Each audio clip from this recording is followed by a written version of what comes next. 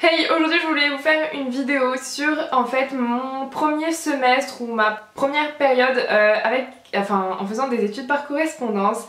Je sais qu'il n'y a pas trop de vidéos à ce sujet, puis je voulais vous partager mon expérience un petit peu au début, pourquoi j'ai fait ça et quelques petits points techniques qu'on peut se demander, et c'est notamment des points sur lesquels je me posais des questions. Alors je savais pas trop comment faire cette vidéo puisque j'ai pas eu vraiment de questions, c'est vraiment d'un point de vue personnel, mais j'hésiterai pas à en faire une deuxième et par rapport à ma période 2 et peut-être notamment en ajoutant certains détails. Alors tout d'abord, pourquoi j'ai fait des études par correspondance? Parce que c'est ma dernière année, donc c'est mon bac plus 3 et c'est un bachelor en immobilier. Je compte pas aller plus loin, enfin pas pour l'instant, je suis pas très fan des études et voilà, je voulais faire une troisième et dernière année. Donc pourquoi cette troisième année en bachelor par correspondance? Tout d'abord parce que je voulais avoir une expérience un petit peu différente que de toujours aller en cours tous les jours, etc. et toujours dans le même cadre. Je voulais avoir quelque chose de différent parce que voilà, c'était ma dernière année et c'était l'occasion, enfin c'est le moment ou jamais. Après, il faut savoir que j'ai jamais vraiment été à l'aise tout ce qui est école depuis toute petite.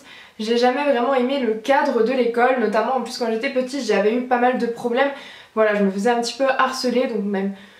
Enfin voilà, j'ai vécu cette expérience, du coup j'ai jamais porté l'école dans mon cœur et voilà, je voulais vraiment faire une dernière année différente et voilà, voir qu'est-ce que c'était en fait. Les premières années aussi me permettaient dans un deuxième temps de partir à l'étranger. Alors je voulais partir, tout d'abord je voulais partir en Asie puisque voilà, c'est là-bas que j'aimerais vivre quelques temps.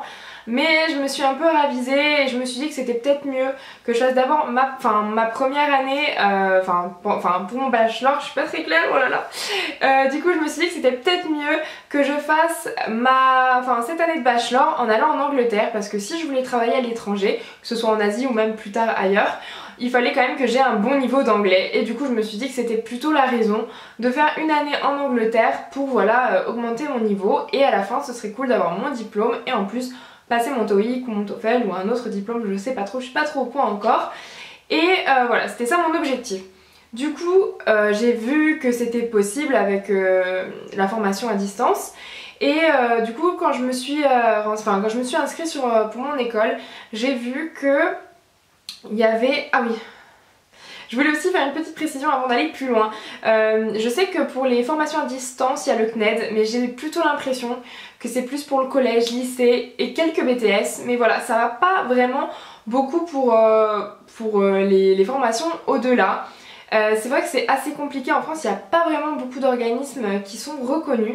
Et il faut vraiment faire attention à ce que les écoles, n'importe quelle école d'ailleurs, excusez-moi, soit reconnue par l'État. Alors, il y a beaucoup d'écoles qui jouent sur les mots et c'est vraiment pas évident. Heureusement que moi, du coup je faisais un DUT avant, nous avait fait un petit briefing en fait sur ça. Et moi j'ai vraiment fait attention à ce qu'elle ait le titre RNCP qui était un titre qui était reconnu par l'État. Voilà, petite parenthèse faite. Du coup, je reviens sur la suite de la vidéo. Du coup voilà, je voulais partir et pendant un an en Angleterre, et en fait quand je me suis inscrite à mon école, j'ai vu qu'il fallait faire pendant la première période, et moi soit on n'avait pas été très clair, soit vraiment je l'avais pas vu, soit on m'avait dit que c'est un changement, mais en fait on devait faire une partie du stage durant la première période, donc c'est-à-dire avant les premiers examens. Du coup ça mettait un peu à plat mes plans, puisque si je partais, je risquais de pas trouver un stage, ça allait être compliqué, surtout que là c'est plutôt de l'immobilier français, du coup il fallait quand même que ce soit en rapport, et malgré si je trouvais un stage à l'étranger, ça allait être un peu compliqué. Du coup je me suis dit que ça allait peut-être plus simple que je fasse mon stage, que je me débarrasse de toute cette obligation, et qu'ensuite comme ça en période 2 je pourrais partir. Voilà, du coup ça a un petit peu changé, mais j'ai pu aussi me familiariser tranquillement avec la plateforme, etc. Et puis si je partais directement en première période en Angleterre, j'aurais dû travailler puisque je voulais travailler pour pas rester chez moi, etc. Puis gagner de l'argent puisque c'est pas très accessible quand même. Londres c'est assez cher, du coup il fallait quand même que je gagne de l'argent, et aussi pour pratiquer l'anglais quoi. Du coup j'ai fait cette première période chez moi, et là je pars dans quelques jours en Angleterre. Alors j'ai tout marqué les points sur mon carnet pour pas en oublier. Donc du coup pour les formations à distance, donc je sais pas trop comment ça marche, mais je sais qu'avec le CNED on reçoit tout par courrier. Du coup comme je vous expliquais ils n'ont pas vraiment de formation au-delà du BTS, enfin quelques BTS etc. Donc je vais vous parler de ma plateforme, je vous mettrai le nom en barre d'infos et peut-être quelques informations supplémentaires donc n'hésitez pas à regarder. Donc du coup, ce qui est un petit peu compliqué du coup quand on a une plateforme par internet, c'est qu'il y a une prise en main à avoir, voilà, il faut que l'outil ce soit un peu une seconde nature pour qu'on puisse vraiment facilement, c'est un peu notre classe, c'est un peu notre école en fait cette plateforme, donc il faut vraiment qu'on la prenne en main, c'est pas très compliqué mais voilà c'est un outil nouveau, donc ça c'est un peu un inconvénient mais l'avantage c'est vraiment qu'on peut travailler de partout, donc ça c'est super. Voilà, que ce soit sur mon téléphone, sur ma tablette, sur mon ordi, je peux travailler de partout et ça ne m'empêche pas d'imprimer mes cours. Alors il y a une, je dirais la moitié des cours que j'ai imprimés et une autre partie que j'ai pas imprimée parce que je voulais les travailler, faire des fiches, etc. Mais voilà, on peut tout à fait tout imprimer, etc. Il n'y a pas de souci sur ça, c'est comme on préfère. Du coup, ce qui est cool sur mon école, et je pense que presque la plupart des écoles par correspondance, je m'étais renseignée sur une autre école et elle faisait le même principe, c'est qu'il y a des cours vidéo déjà sur des matières, il y a des cours déjà préenregistrés, donc ça permet d'avoir un cours vraiment support sur le chapitre, sur le thème abordé. En plus on va avoir vraiment des conférences téléphoniques, alors quand je dis ça, on est un peu, on se dit mais qu'est-ce que c'est que ça? Alors en fait j'ai mon professeur au téléphone, on peut être plusieurs au téléphone, en fait c'est comme un appel groupé en fait tout simplement et en fait on dirait pas mais ça aide vraiment, en fait on se concentre vraiment sur ce qu'il dit, c'est comme s'il disait un cours et on peut vraiment lui poser des questions, c'est vraiment, il y a comme vraiment une proximité et ça c'est vraiment cool parce qu'il y a des questions, il y a des thèmes dans les cours qu'on comprend pas forcément. Et ça c'était vraiment cool, ça permet aussi de nous forcer à, par exemple ils nous donnent des exercices et à cette conférence-ci par exemple on va devoir corriger cet exercice et je trouve que du coup ça nous oblige, ça nous donne un rythme et vraiment voilà on a un rythme, on n'est pas complètement lâché dans la nature puisqu'on a des TP à faire etc. Et ça nous donne vraiment un rythme et l'élan en fait pour continuer et être à jour. Moi je suis pas forcément très forte en études, hein. J'ai jamais été brillante, j'ai toujours eu la moyenne et je me suis toujours démerdée pour l'avoir. Mais voilà, du coup en vrai, on arrive vraiment à comprendre le cours et limite des fois j'attendais qu'on m'aide etc. Que là je sais que je dois compter que sur moi et j'apprends beaucoup mieux et ça rentre vraiment beaucoup mieux et c'est pas hyper compliqué en fait. Quand on sait qu'on a que nous, et ben on se repose sur personne d'autre, du coup ça a vraiment un côté positif pour ça.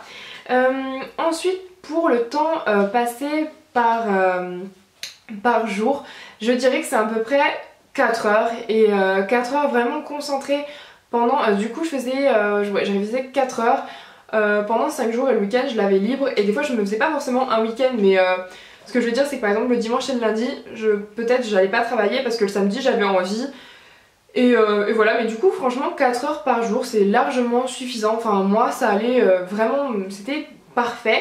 Après par exemple quand j'étais en révision, donc c'est-à-dire 15 jours avant mes épreuves, là j'étais à beaucoup plus d'heures parce que voilà, il fallait que je maîtrise tout, que je voulais vraiment les avoir en mémoire, etc. Donc forcément pendant cette période-là, on va beaucoup plus travailler, on va avoir un volume plus important. Du coup par rapport au stage aussi, je voulais revenir sur ce point.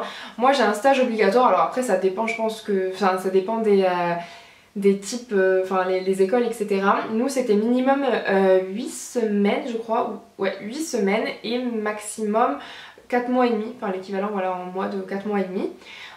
Du coup moi j'ai choisi de faire 3 mois, j'ai fait 2 mois, non j'ai fait 2 mois et demi et voilà c'était vraiment super cool, c'est comme un stage normal, on a des conventions de stage, oui c'est ça, et voilà tout se passe, tout se déroule comme la normale. Ensuite pour les contrôles, alors pour les contrôles on va se rendre dans un lieu spécial, bien sûr que je ne fais pas mes contrôles de chez moi avec internet etc, non. Alors on a 2 centres d'examen, le mien c'était à Aix-en-Provence ou à Paris, moi j'ai choisi Aix-en-Provence du coup, et aussi on a 3 CCF, donc c'est-à-dire des travaux à faire avant les épreuves qui vont compter pour la moitié ou un tiers ou un quart de la matière en question, donc ça permet d'avoir quelques points en plus déjà avant les épreuves et ça rassure un petit peu. Qu'est-ce que je voulais dire d'autre?